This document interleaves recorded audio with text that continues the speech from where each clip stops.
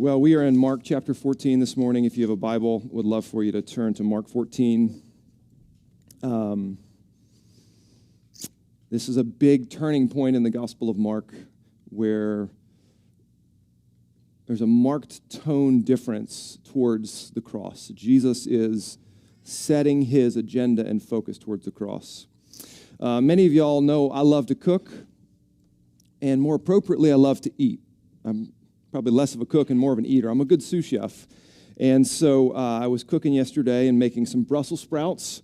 Whoever runs the campaign for marketing Brussels sprouts in the world today has just done a fantastic job of making something horrible 30 years ago very great again, right? So you go to every restaurant nowadays, it seems like you're getting Brussels sprouts. Who would ever thought that? But I was doing my part, which was cutting the Brussels sprouts in half, because that's about as good of cooking as I get, and putting the Brussels sprouts in a mixture of oil and balsamic vinegar and maple syrup, and letting those dry pieces of mess marinate in something good, right? So the Brussels are super hard, super gross, right? Like, until you take something really good like maple syrup and douse them, and you put bacon on it, right? This is the picture of my kind of cooking. It's just a vehicle for oil, vinegar, and maple syrup, right? So these Brussels sprouts, you cut them and you put them together, and they have to marinate for at least a day, right? Because that oil and vinegar and goodness has to seep and soak and saturate into the coarse vegetable. We look at the life of Jesus, and we look at the life of a disciple, a follower of Jesus. I see a lot of DoorDash discipleship in the world today. We want the quick, immediate response of the changed life or the outcome. And yet, when I read the Word, I read the Scripture, I more often see the marinating of discipleship over a long amount of time. And the world today is quite fast and quite progressive, and we can get things delivered in a day's notice. We can get movies instantly. We have an immediate need that we can have met. But in the life of a believer, in a man or woman who's following Jesus, if you've been a Christian for any length of time, you know the degree by degree, inch by inch, day by day process that God does in our lives requires us to be settled, to allow the life of Jesus to saturate and seep into us. And it's easy to go to a church or to attend a church meeting and think, okay, I got a little bit of salt and pepper on me. I got a little sprinkling of the spiritual life. But if we're truly going to reflect the beauty and the work and the power of Jesus and the resurrection of Jesus, it's going to take a little bit more marinating. And so this morning we're in Mark chapter 14, and we're looking at this beginning of the story of Jesus going to the crucifixion, and we see betrayal, and we see abandonment. We see Jesus left by his friends.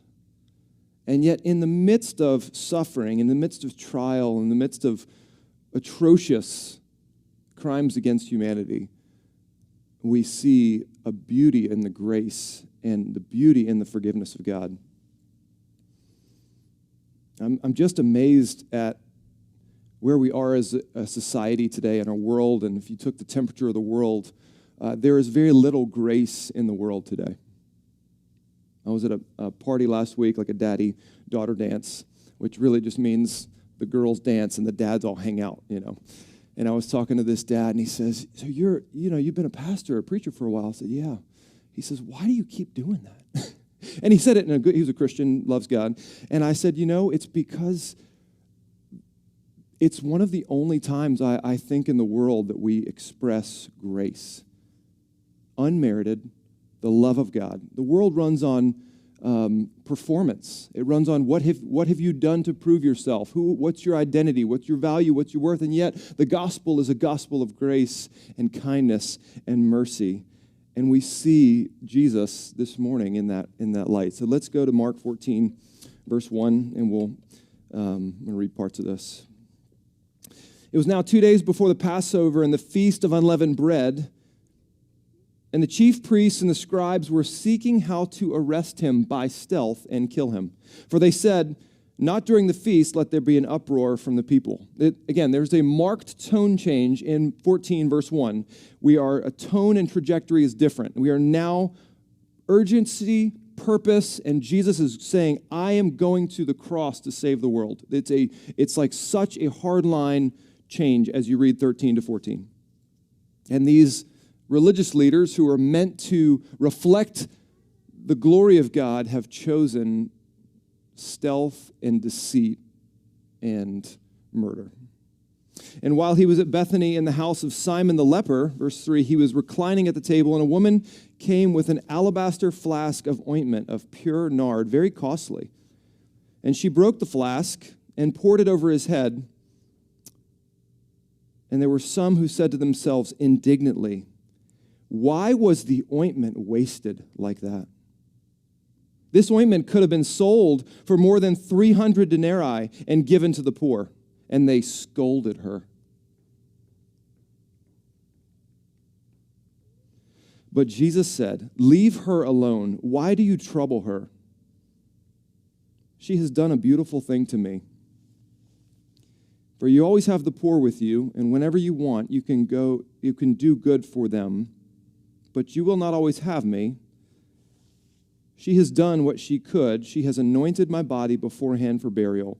And truly I say to you, wherever the gospel is proclaimed in the whole world, what she has done will be told in memory of her." Jesus doesn't go into a teaching on why we should or should not care for the poor. He does go into a teaching on what is valuable in the kingdom. What is a godly life in his kingdom? What's the worth of goods in the kingdom of Jesus? This woman's compassion, this woman's kindness stands in direct contrast to the deception and the wickedness of the Jewish Sanhedrin, the Jewish leaders at the time who wanted to squash this odd rebellion. Now, it was a known Jewish etiquette that a woman could not interrupt men's fellowship unless she was serving a meal. I don't know if it was like our football games today or what that might be, but it's this odd kind of, patriarchal expression that women were kind of not meant to interrupt the man time, right? Men only.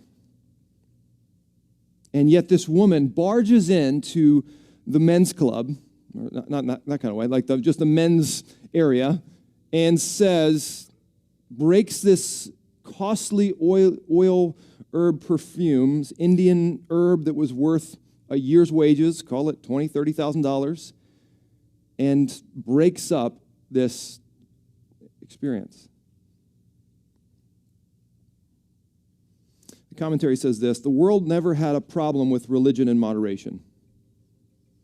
It has no problem with too much wealth or too much power, too much sex or too much influence, but it has a problem with too much religion. That's fanatical. Why would you do that? Do you see the response of some of the people in this room? They indignantly, why was this wasted? It's the same kind of metaphor of a matador that's taunted a bull, and these people are like the bull, angry. Why would you waste this? They scolded her. They criticized her. But how does Jesus respond to this woman? How does Jesus respond? How does he speak to her? Leave her alone. She's done a beautiful, beautiful thing. Now, this is years' worth of wages in a time when women could not get really great employment and sustainable wages, which is why they would get married, so they would have the things they need, which is why widows were cared for in the early church. So this woman has a costly amount of life savings. It's a security blanket or something she can use in a time of need, and she takes all that she has and likely a family heirloom, and she breaks it It's a symbol of completion and finality. I'm totally giving this over. There's no way that this can ever be saved. And Jesus calls this beautiful. She smashes the vessel. There's no returning.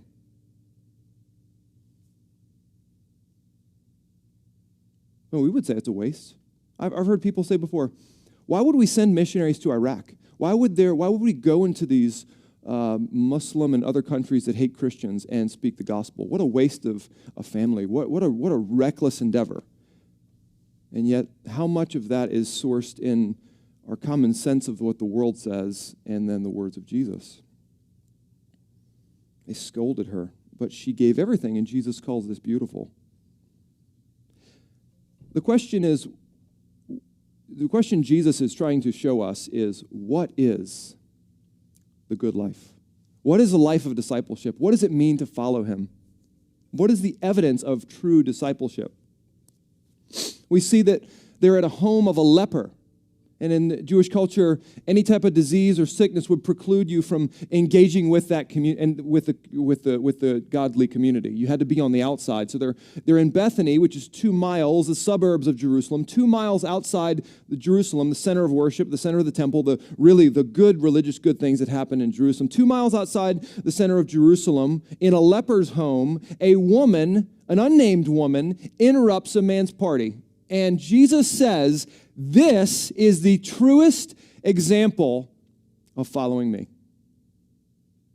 I mean, can you sense the breaking of cultural boundaries in this, the sense of breaking of religious understanding? Jesus says this woman has done and is going to be known around the world as long as the gospel is preached. This is beautiful. Verse 10. Then Judas Iscariot. You get it now, don't you? You get the contrast. Then Judas Iscariot, who was one of the 12, went to the chief priests in order to betray him to them. And when they heard it, they were glad and promised to give him money, and he sought an opportunity to betray him. Jesus' friend, Jesus' disciple, the one who should have, I don't like the word should, but the one who you would have expected to display complete allegiance and kindness to his friend is actually the one who betrays him. And the unnamed woman, could have been Mary, we don't know who it was, displays this honor where Judas displays dishonor. She shows faith, he shows his disbelief. Mark loves to do this when he's writing. He's writing these stories to show us the compare and contrast, almost like you're in 3rd grade, and what's the difference? And it's helpful for us to see the truth of what Jesus would say, but then to give us understanding in people's lives. And we see that Jesus now is going to face betrayal from all of his friends. All of the disciples, all of his friends, all of his family, they leave him. Ultimately, he goes to the cross and is betrayed by his own Father for the sin of the world. And so you have to wonder, how could you do this? How does he have this capacity to give his life in grace and mercy to people who would scoff and reject him? So let's keep reading. I'm going to skip down to verse 17. And when it was evening, he came with the 12, and as they were reclining at the table and eating, Jesus said, "Truly I say to you, one of you will betray me, one who is eating with me." They began to be sorrowful and to say to him one after another, "Is it I?" He said to them, "It is one of the 12, one who is dipping bread into the dish with me. For the Son of Man goes as is written of him, but woe to that man by whom the Son of Man is betrayed. It would have been better for that man if he had not been born." And as they were eating, he took the bread, and after blessing it, broke it and gave it to them. And he said, "Take, this is my body." And he took the cup, and when he had given thanks, he gave it to them, and they all drank of it. And he said to them, "This is my blood of the covenant, which is poured out for many. Truly I say to you, I will not drink again of the fruit of the vine until that day when I drink it new in the kingdom of God. Jesus, knowing that he will be betrayed, left, and abandoned, shares this meal and shares this kindness with his friends. And when they had sung a hymn, they went out to the Mount of Olives, and Jesus said to them, you will all fall away, for it is written, I will strike the shepherd, and the sheep will be scattered. But after I'm raised up, I will go before you to Galilee. Peter said to him, you got to love Peter. You know this is coming, right? You got to love Peter. He's like this, hardened fisherman, rough hands, brash, no filter. You've met those people, right? Just says what he thinks. Even though they all fall away, I will not. It's like this, you get the sense of this very dramatic kind of Peter coming in. I will not. And Jesus said to him, truly I tell you, this very night before the rooster crows twice, you will deny me 3 times. But he said emphatically, if I must die with you, I will not deny you. And they all said the same. They're in. They all say, we're in. In the presence of a betrayer and in the presence of all the deniers, Jesus shares a meal and a grace and a kindness with these men, knowing that they will fall away. It's grace. It's mercy. If we go to the list of disciples in Mark chapter 3, Peter says, what did he say? I'm in. Almost like they're going around, I don't play poker. I do. I like poker, but I'm supposed to tell you I don't play poker because that's a bad thing. Almost like you got this we're playing Texas Hold'em and all 12 guys are in. And he goes around and Peter, I'm in. I'm all in. James, I'm all in. John, I'm all in. Other James, Andrew, Philip, Bartholomew, Matthew, Thomas, James, this James, yep. That Thaddeus, Simon, yep. Judas, yep. All in. They all say, we're in. Even if we die with you, we will not deny you.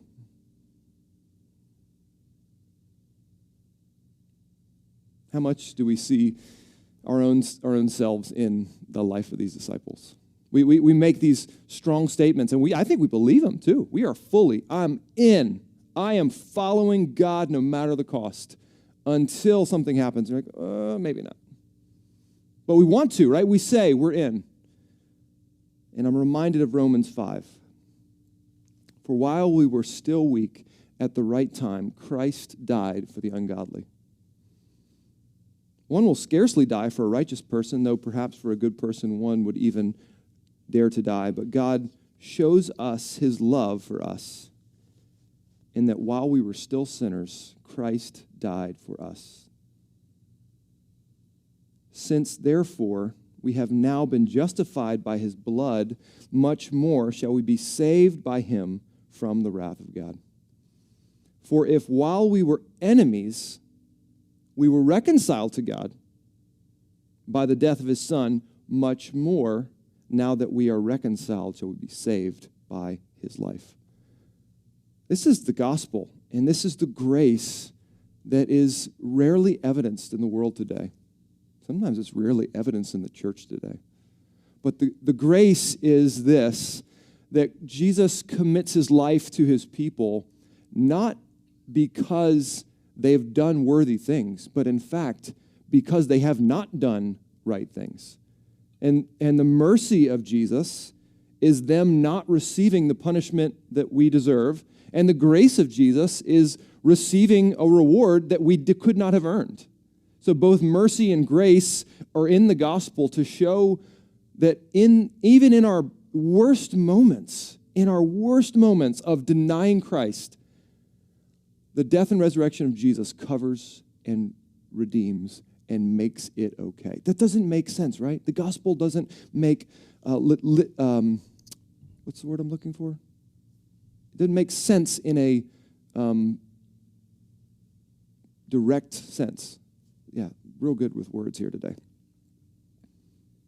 It doesn't flow from what it should flow from. It's out of the ordinary. It requires something different.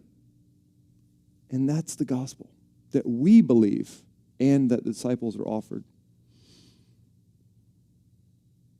As Peter was below in the courtyard, verse 66, one of the servant girls of the high priest came, and seeing Peter warming himself, she looked at him and said, "You also were with the Nazarene Jesus." But he denied it, saying, "I neither know nor understand what you mean." And he went out into the gateway, and the rooster crowed. And the servant girl saw him and began again to say to the bystanders, "This man's one of them." But again he denied it. And after a little while, the bystanders again said to Peter, "Certainly you are one of them, for you're a Galilean." But he began to invoke a curse on himself and to swear, "I do not know this man of whom you speak." And immediately the rooster crowed a second time. And Peter remembered how Jesus had said to him, "Before the rooster crows twice, you will deny me 3 times." And he broke down and wept. Peter was the all-star disciple. He was he was either the all-star or the failed. He was one or the other. He either said the most perfect, beautiful things, or he said the worst ever things, and Jesus was like, "Get behind me, Satan. You don't know what you're talking about." Peter, who really reflects faith and speaks to the truth of Jesus being the Messiah, in this moment denies him.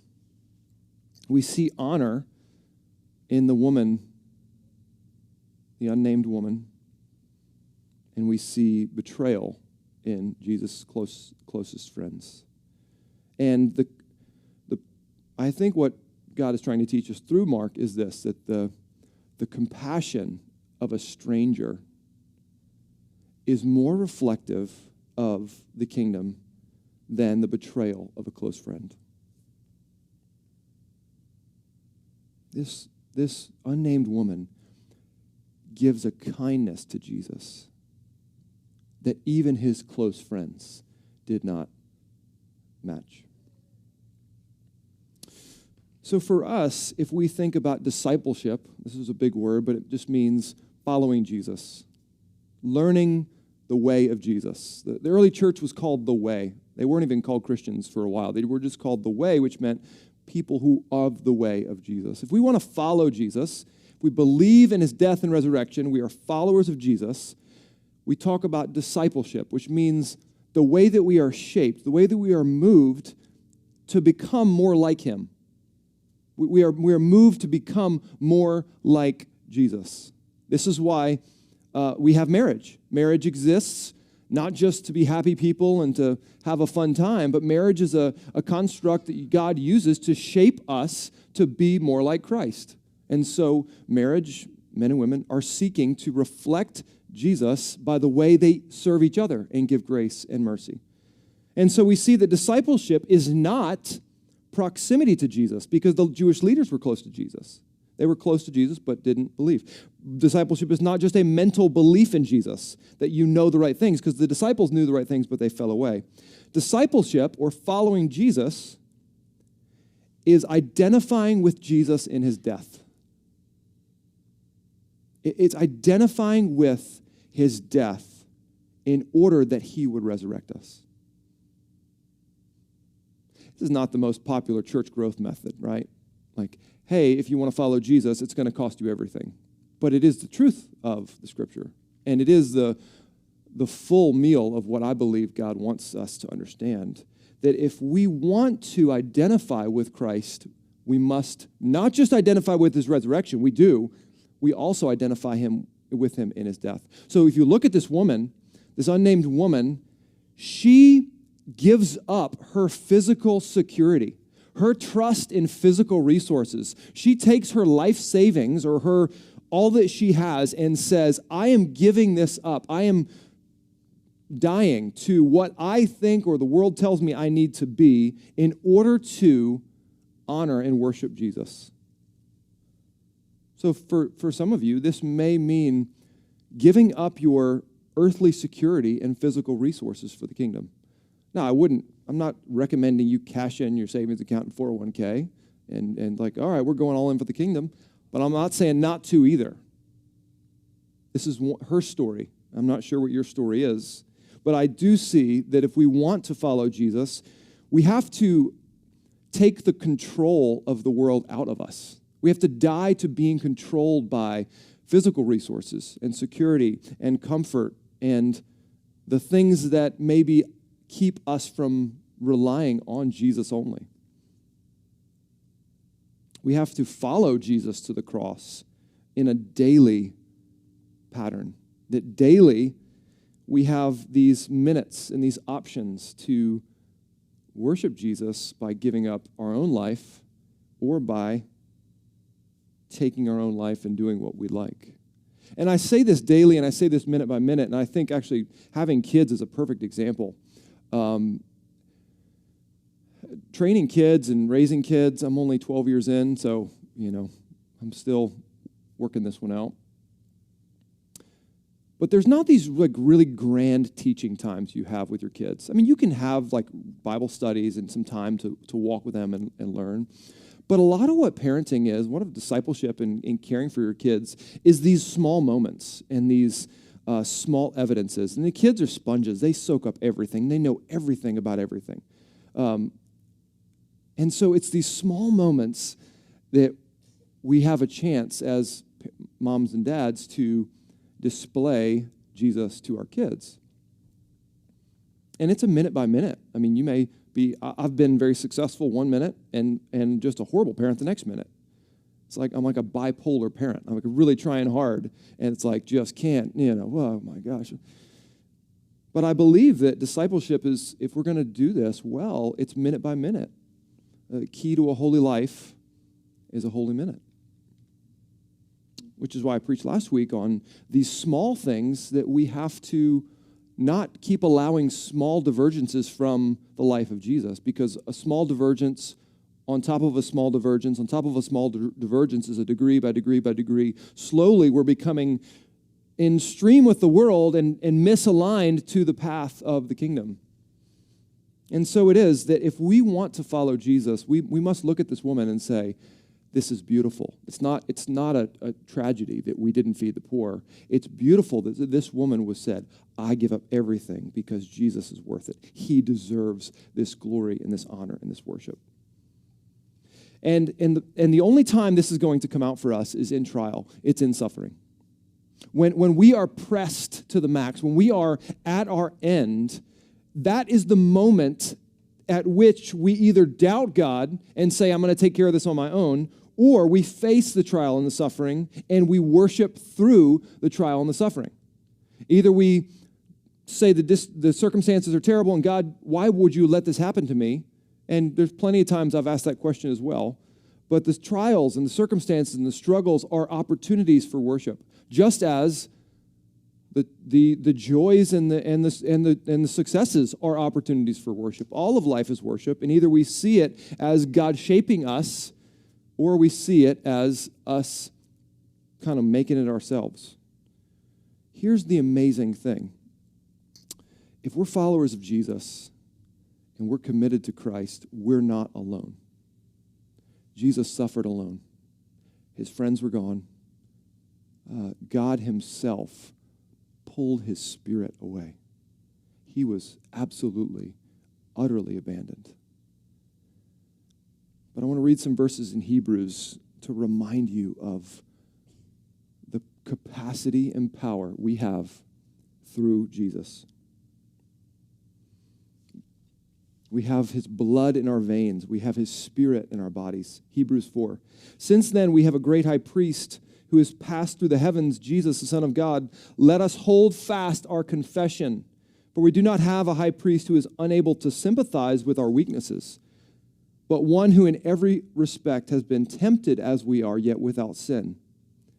Let us then with confidence draw near to the throne of grace, that we may receive mercy and find grace to help in the time of need. Don't run from the things that you're ashamed of. Actually use those struggles to embrace the grace that God has already given you. Hebrews 6. We have this as a sure and steadfast anchor of the soul. A hope that enters into the inner place behind the curtain, where Jesus has gone as a forerunner on our behalf, having become a high priest forever after the order of Melchizedek. We have this as a sure and steadfast anchor of the soul. That phrase, I hope, will sit in your heart this week and this month. In our political drama, in our social struggles, in our socioeconomic challenges, our churches, all these things that are happening, we have an anchor in our soul that is secured by the resurrection of God himself. And if we believe in the resurrection, that anchor is so strong and so deep that no circumstance, no struggle, no trial, no sin, no even blatant committed, I'm going to sin in defiance can unseat that anchor in our souls. And if we believe that anchor, how much freedom is there? How much joy is there for us to not be fearful in the world, to live as men and women who have the security of eternity in our souls? If we believe that, there's no boss, there's no family struggle, there's no poverty that can shake us from the strength of the work of Jesus on our behalf. So back to our Brussels sprouts. Anybody hungry? You're going to go get some Brussels sprouts today, I hope. I hope you send me a picture. Those Brussels sprouts, they need time to marinate. They need time to let that goodness seep in. Maybe you're more like a steak guy or a steak woman. You want that steak to marinate, right? We'll go with that. Like a real good peppercorn and butter. If we're disciples of Jesus, we need the life of Jesus to be with us and sit with us. The DoorDash discipleship, it doesn't work. You can't just order up a dose of humility here and a dose of kindness here and have it delivered. The life of Jesus has to sit with us. It's got to marinate in us. If we want to be different people, and I believe all of us, you're here because you're saying, I want to worship God and I want to live my life for a purpose. But an hour on a Sunday is just 1% of your week. And if 99% of your week is in the culture and in the direction of the world, and you've only got 1% of your week that's for God, well, you're going to have a hard time. I mean, even if this is like the most dynamic preaching you've ever heard, it's still only 1% of your week. And so what it means for us as Christians is that we've got to learn the presence and the grace and the mercy of Jesus. We've got to learn it in our marriages. We've got to allow Jesus, his commitment to die for his enemies and to give exhaustively for people that hated him. Maybe you feel like your wife or your husband is an enemy sometimes, right? Like, this is real talk. I love my wife. I don't always like my wife. She ain't here, so I knew I wasn't going to get, like, murdered as I walked out the door, and I don't think we're live streaming, so I'm safe. If you tell her that, we're going to have some church discipline issues. But no, that's right. I love my wife, and there are times where I'm like, man, I'm frustrated with her about X, Y, Z, you know. And usually that's not the case because usually she's frustrated with me, and I'm like, why do you still put up with me? I mean, just amazing. But what if we had the opportunity in marriage to say, you've sinned against me. You've hurt me. And you don't even care sometimes. But I've got the anchor of my soul is the resurrection of Jesus.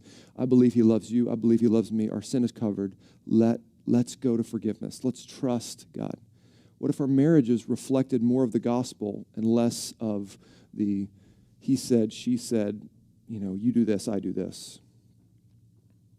What if our work environments became places where we were more reflective of the beauty of Jesus? What if we walked into the world without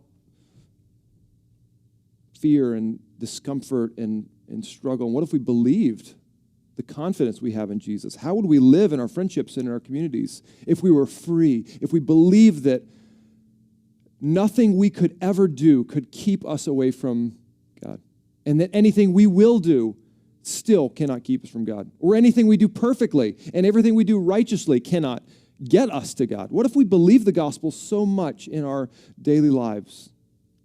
What if we were free and without fear? This is not just the salt and pepper on top of our Christian life. The gospel is not just a little bit of seasoning. The gospel's got to marinate and sit and rest with us. And every layer of our soul has to experience grace. Following Jesus is like making an 8-course meal, but it's 8 decades.